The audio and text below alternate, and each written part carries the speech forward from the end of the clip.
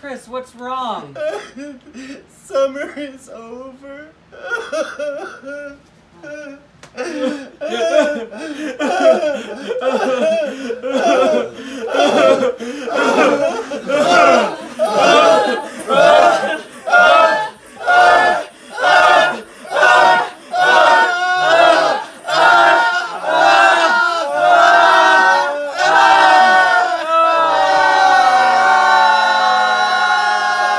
Everybody, stop, it's okay. Midsommar's now on DVD and Blu-ray and online streaming platforms. Really? Yeah. Oh, okay. All right, let's talk about Midsommar. Thank you. Welcome to Bedtime Movies with Chris Fox. This edition is, of course, about Midsommar. As you can see, this movie, it is directed by Ari Aster. It is his second film, which is unbelievable. If you watch it and think, this is a man who's only done one other movie before this, and then if you add on top of it that his first movie was Hereditary, which, of course, was Toni Collette losing her mind with her family in grief last year, and also an incredible film. Very polarizing, both of these movies. I have read more comments from people on the internet about how much they hate these movies, but I love them. And I would like to say I like Midsommar even more in a lot of ways, actually. So let's dive into it. Midsommar is a story of a girl named Dani who is dating a guy named Christian. Right off the bat, you can tell that their relationship is not great. Christian's with his friends who are all kind of like douchey, college-y guys. And and to put it mildly, Dani is not in a good way. Like, she went through a huge tragedy with her family right at the beginning of the film. And she leans on her boyfriend for a lot of support, which he should give her. I mean, relationships are not always easy. I've dated a lot of people that needed a lot of support, trust. But if it's not working and you can't give that person what they need and you can't be there the way that they need it, you need to let it go, right? Hold on, I can't do this review with this hat. Hold on. There, I feel... Okay, let's talk about movies for realsies. I feel like a cosplayer that's trying to be serious. Yeah. So they're miserable, right? Super duper miserable. She's the best crier in movies since maybe Claire Danes. Do you remember Claire Danes back when she was young, like Romeo and Juliet days, where she would cry and it was like her whole face was like, yeah, like this actress, Florence Pugh, I think her last name is. I don't know how to pronounce it. P-U-G-H. Pugh, whatever. Florence, you're amazing. You're an incredible actress. I've only seen her in 2 movies, and she's been in like 5, I think. She's going to be in the new Little Women that Greta Gerwig is directing, with every other young actress that's incredible. She's so good, and she cries so good, and she cries so much in this movie. But right off the bat, miserable. The boys are all going to go to Sweden. Boyfriend hasn't told her that he invites her and doesn't tell the boys, you know, oh, by the way, my really emotionally unbalanced girlfriend is going to come with us. So they're like fun, Swedish, sexy party weekend or party month or whatever they're doing. I think they're going for like a month. Gets interrupted by a very sad girl.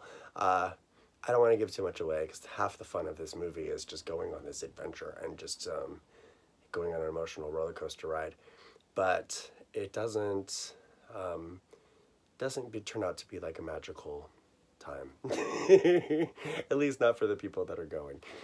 Basically, they're going to Sweden. One of the guys in the group is Swedish and a foreign exchange student at this college, and he's going back to his hometown where they have this Midsommar festival, and it happens every once in a while, and it is very pagan, very Wicker Man, very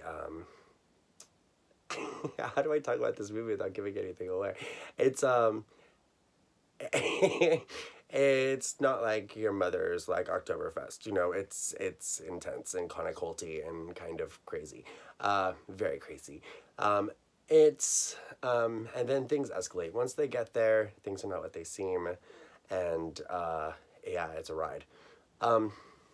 What can we talk about? We can say similarities between this and Hereditary are vast.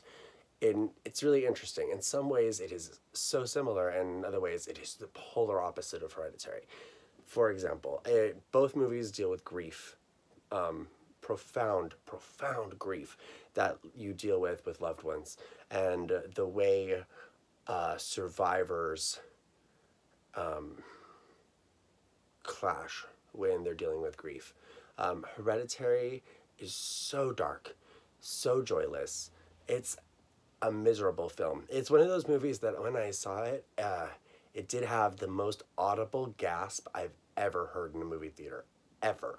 The entire audience went, ugh, and that felt amazing to be around. But it is dark. You don't laugh at anything. And if you do, it's just because you're crazy and you want to laugh at like someone being miserable. But and I'm not shaming that because I do that all the time. But it is a sad, dark movie. Midsommar's little trick is that it is light visually the entire time. It's supposed to take place in Sweden where there's only a part of it where there's only nighttime for like a couple hours a day. So it's daylight all the time. So these horrific things are happening, but it is lit beautifully and it is filmed astoundingly. Both movies were done with the same cinematographer. They are gorgeous films, but they look so different. And I have never seen a horror film that looks the way Midsommar does. There are shots right from the beginning. I was like, this is gonna be incredible. Just the way that they do stuff with the camera. When they're in Sweden, there's these moments where everything kind of just turns and it almost gets nauseating. And it starts out very like The Shining, the opening of The Shining, where they're kind of like driving through these mountains. But then the cameras just start to tilt and turn and it was like eye candy. I was just sitting there like holding on to my candy and popcorn like, yeah. Oh, it's so good. Some other stuff that they do in this film that is incredible. Not to endorse this. I know that I have some people, like my niece, hi Kaylin, watch these videos and I don't want to endorse this, but if you are somebody that has taken hallucinogens in your lifetime, like mushrooms, for example, I will just say that there has never, ever, ever, ever, ever in the history of film been a more accurate representation of what taking mushrooms is like than this movie. People have talked to me and been like, I can't wait to take shrooms and see this movie. And I'm like, why? You don't need to. There's absolutely no reason to get any mind-altering substances in you before you see this movie because you will feel like you are high AF while you watch it. The visuals and the trippiness of it is incredible.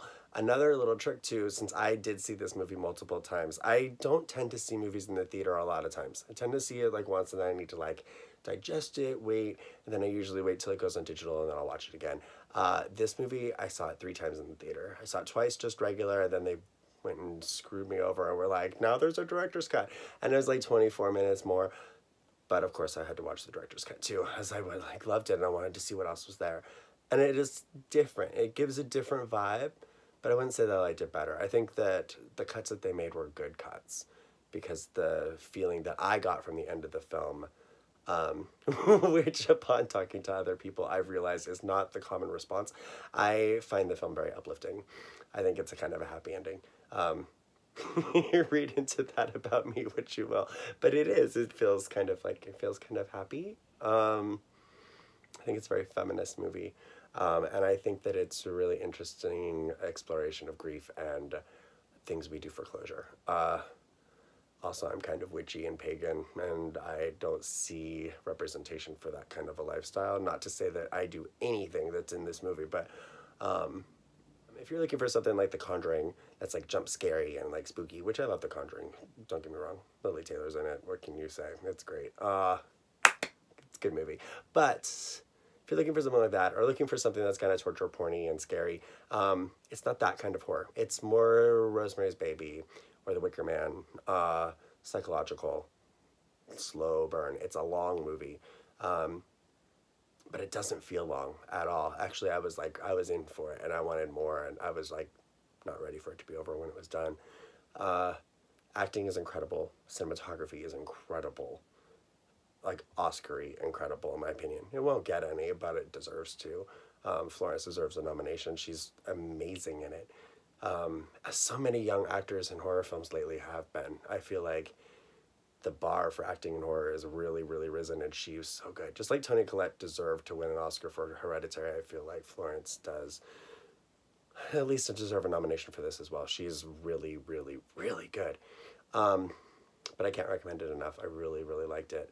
And I think that it also is better upon rewatching it. There's so many little Easter eggs and little tricks and little things like over here. Ari Aster and his crew know how to fill a frame better than almost anyone that's a young filmmaker working today. So when you're watching Hereditary or Midsommar, really watch here and here and there, because there's stuff everywhere. I will give you like a little thing to look out for. During a lot of the hallucination stuff, look for faces. There's, I didn't notice it until like the second or third time I saw it, but there are faces in the wilderness, in the trees, breathing.